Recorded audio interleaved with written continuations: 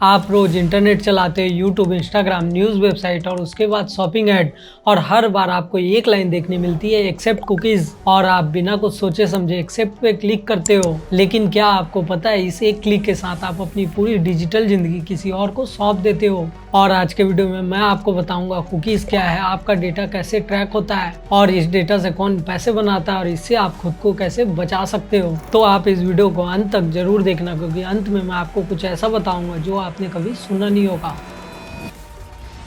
पहले के टाइम में जब आप किसी वेबसाइट पे जाते थे, हर बार आपको लॉगिन करना पड़ता था, हर बार आपको डिटेल डालनी पड़ती थी, और उसके पीछे का रीज़न था कि वेबसाइट के पास अपना खुद का मेमोरी नहीं होता, और कोई भी वेबसाइट नहीं जानता था कि आप पहले इस वेबसाइट पे आए थे या फिर नहीं, आपने पास्ट में क्या देखा, क्या खरीदा, हर बार एक नए इंसान की तरह ट्रीट होता था। और इसके बाद आया वेबसाइट में कुकीज़ का सिस्टम, जहाँ पे आपका पूरा डेटा स्टोर होने लगा।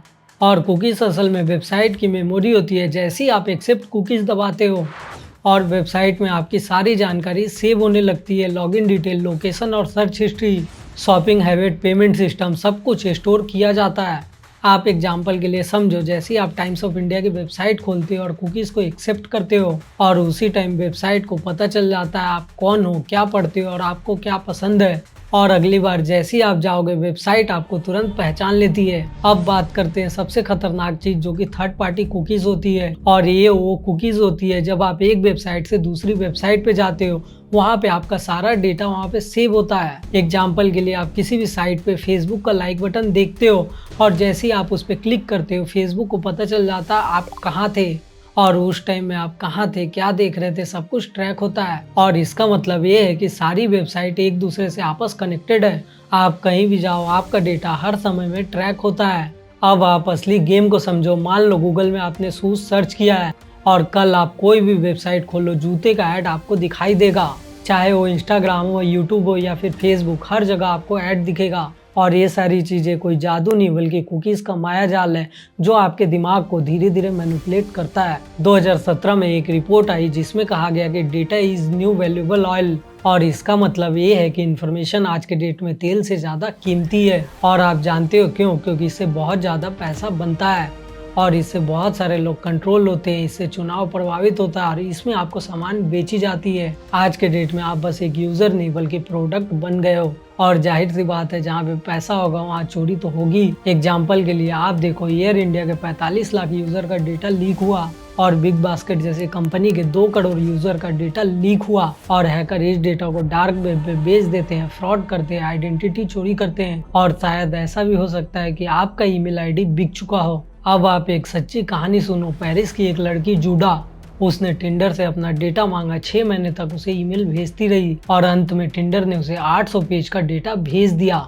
और आप सोचो, उसने बस 6 महीनों तक टिंडर को यूज किया था, उसमें बहुत कुछ था, और उसमें बहुत सारे ऐसे डिटेल थे कि वो कब लोनली होती है, किस टाइप के लड़के पसंद है, और किस टाइम में इमोशनल होती है, कौन से गाने सुनना उसे ज्यादा पसंद है। और इसका मतलब साफ था कि वो ऐप आपको आपसे भी ज्यादा जानती है। और आप ये सोचो, अगर ये डेटा गलत हाथों में चले गया तो आपका क्या होगा।